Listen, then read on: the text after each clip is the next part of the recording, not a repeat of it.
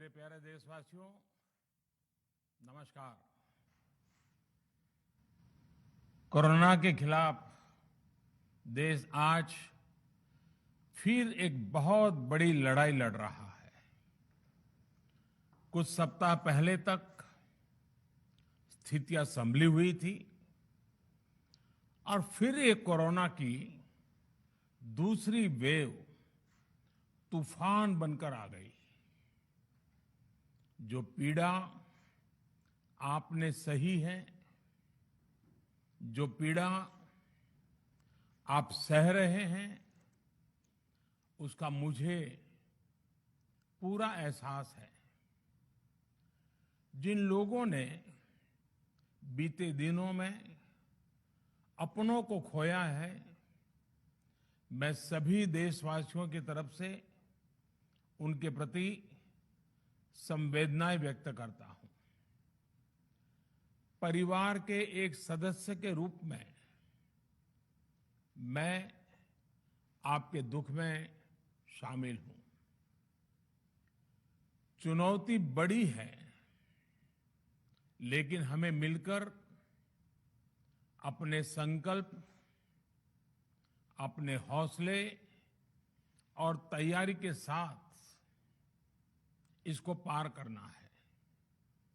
साथियों, अपनी बात को विस्तार देने से पहले मैं देश के सभी डॉक्टरों, मेडिकल स्टाफ, पैरामेडिकल स्टाफ, हमारे सभी सफाई कर्मचारी भाई बहन, हमारे एम्बुलेंस के ड्राइवर्स, हमारे सुरक्षा बल, पुलिसकर्मी, सभी की सराहना करूंगा।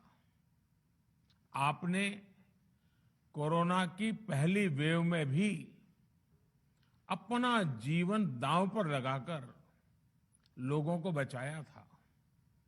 आज आप फिर इस संकट में अपने परिवार, अपने सुख, अपनी चिंता छोड़कर दूसरों का जीवन बचाने में दिन रात जुटे हुए हैं।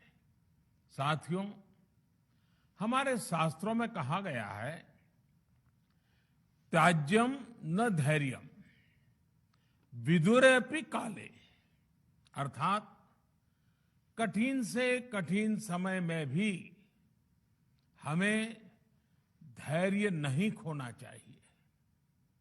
किसी भी परिस्थिति से निपटने के लिए हम सही निर्णय लें, सही दिशा में प्रयास करें, तभी हम विजय हासिल कर सकते हैं।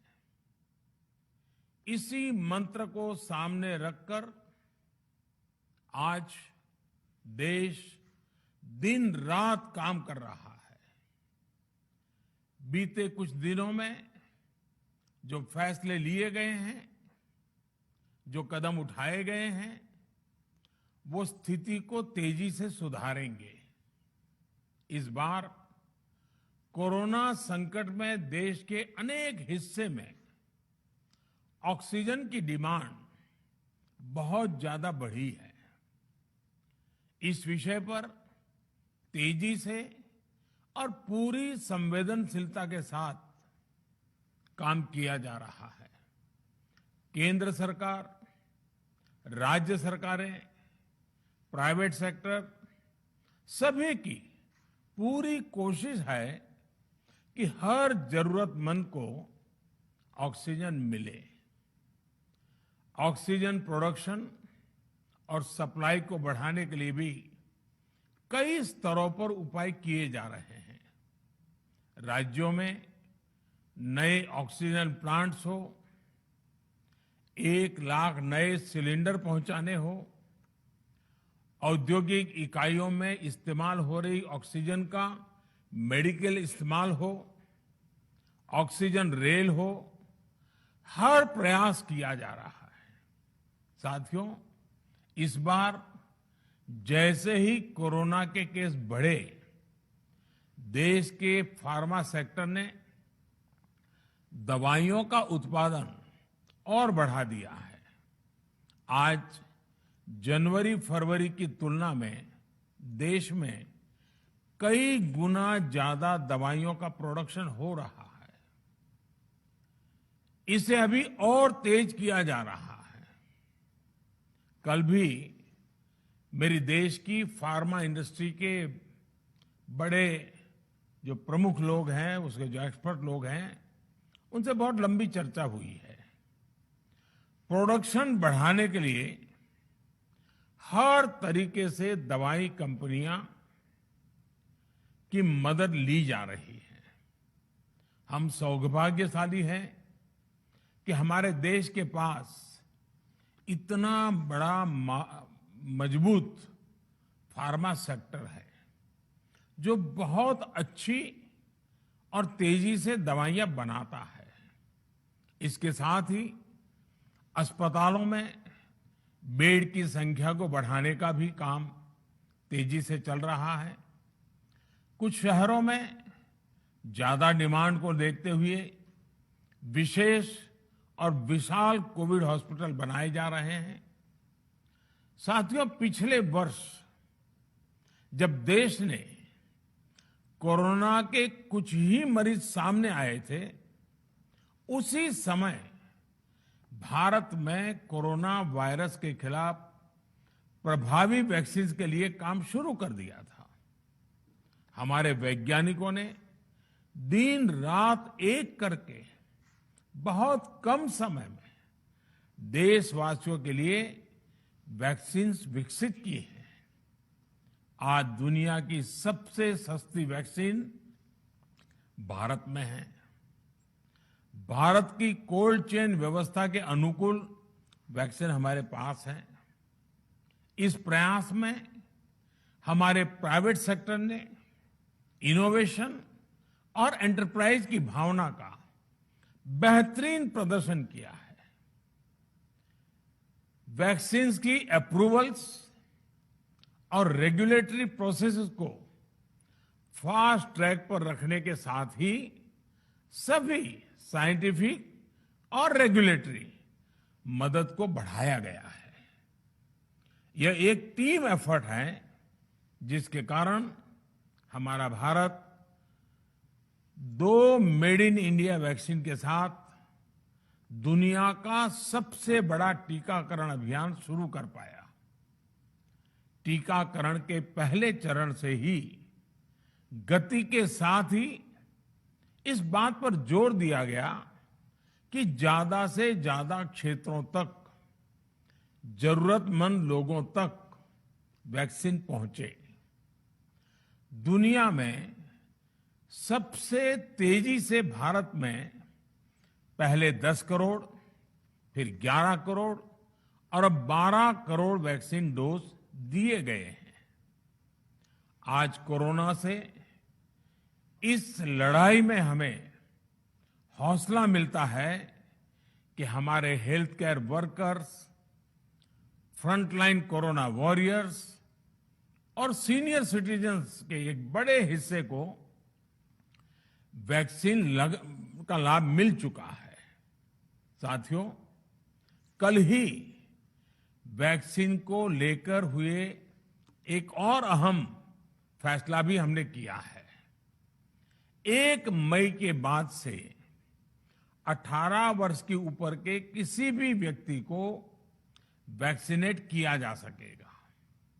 अब भारत में जो वैक्सीन बनेगी उसका आधा हिस्सा सीधे राज्यों और अस्पतालों को भी मिलेगा।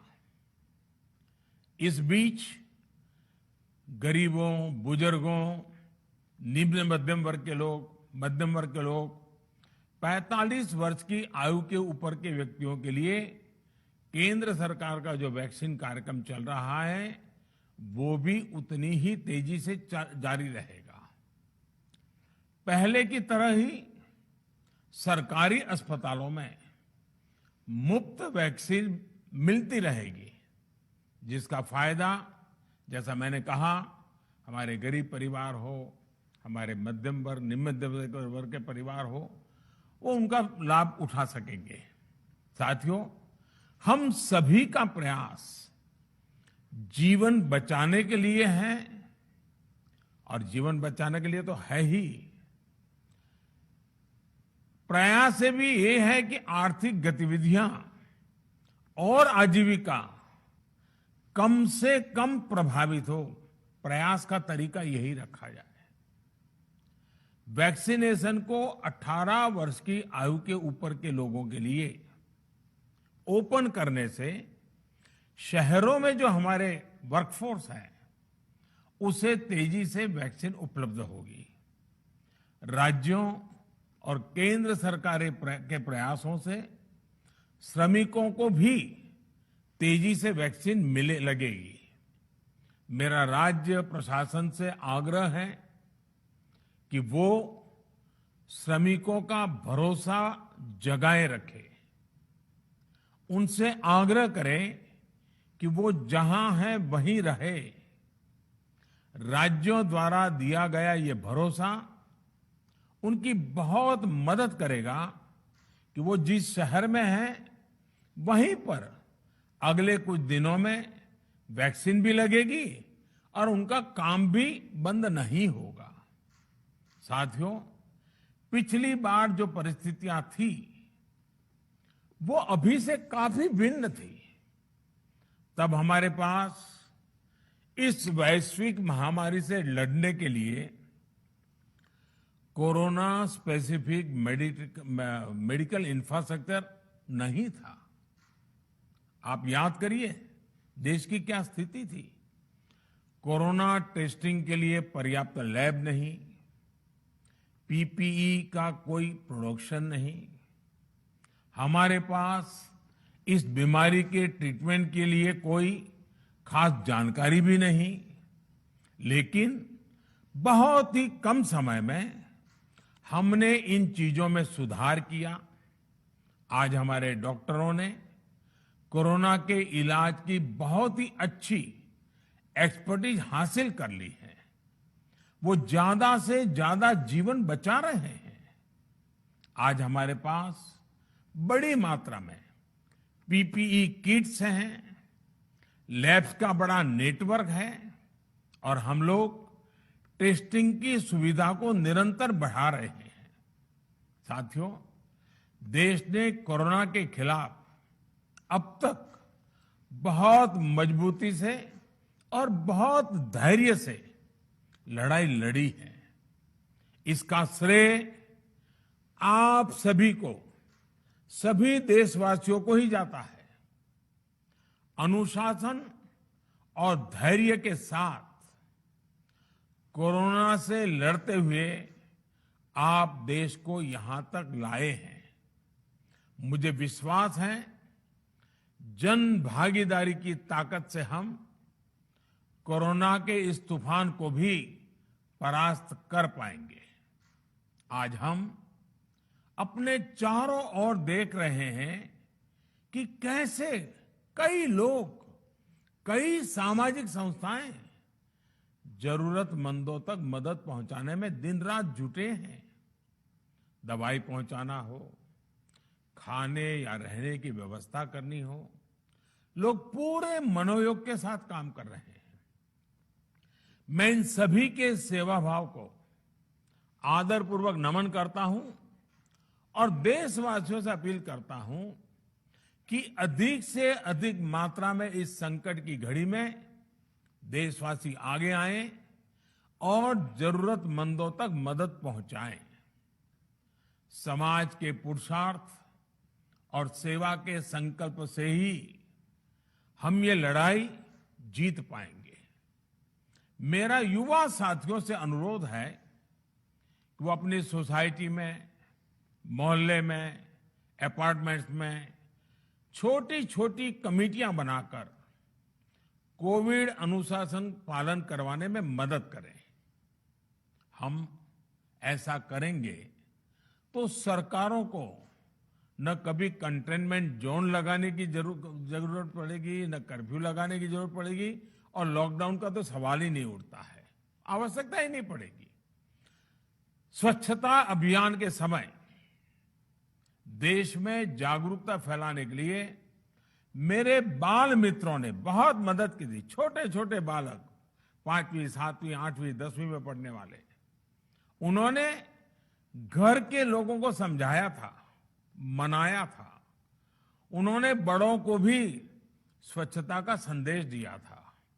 आज मैं फिर अपने बाल मित्रों से एक बात विशेष तौर पर कहना चाहता हूं।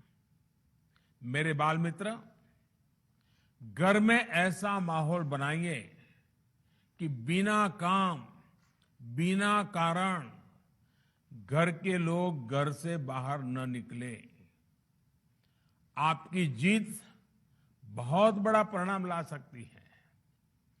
प्रचार माध्यमों से भी मेरी प्रार्थना है कि ऐसे संकट की घड़ी में वो लोगों को सतर्क और जागरूक करने के लिए जो प्रयास कर रहे हैं उसे और बढ़ाएं। इसके साथ ही इसके लिए भी काम करें कि डर का माहौल कम हो सके, लोग अफवाह और भ्रम में न आए। साथियों, आज की स्थिति में हमें देश को लॉकडाउन से बचाना है। मैं राज्यों से भी अनुरोध करूंगा कि वो लॉकडाउन को अंतिम विकल्प के रूप में ही इस्तेमाल करें। लॉकडाउन से बचने की भरपूर कोशिश करनी है और माइक्रो कंटेनमेंट जोन पर ही ध्यान केंद्रित करना है। हम अपनी अर्थव्यवस्था की सेहत भी सुधारेंगे और देशवासियों की सेहत का भी ध्यान रखेंगे। साथियों, आज नवरात्रि का आखिरी दिन है। कल रामनवमी है और मर्यादा पुरुषोत्तम श्री राम का हम सभी को यही संदेश है कि हम मर्यादाओं का पालन करें। कोरोना के इस संकट काल में कोरोना के बचने के जो भी उपाय है, कृपया करके उनका पालन 100% करिए। दवाई भी, कड़ाई भी, इस मंत्र को कभी भी भूलना नहीं है। ये मंत्र जरूरी है, वैक्सीन के बाद भी जरूरी है। रमजान के पवित्र महीने का भी आज 7वां दिन है। रमजान हमें धैर्य, आत्मसंयम और अनुशासन की सीख देता है। कोरोना के खिलाफ जंग जीतने के लिए अनुशासन भी, उसकी भी उतनी ही जरूरत है। जब जरूरी हो तभी बाहर निकले। कोविड अनुशासन का पूरा पालन करें। मेरा आप सभी से यही आग्रह है। मैं आपको फिर ये भरोसा देता हूं, आपके इस साहस, धैर्य और अनुशासन के साथ जुड़कर आज जो परिस्थितियां हैं उन्हें बदलने में देश कोई कोर कसर नहीं छोड़ेगा। आप सभी स्वस्थ रहें, आपका परिवार स्वस्थ रहे, इसी कामना के साथ मैं अपनी बात समाप्त करता हूं। आपका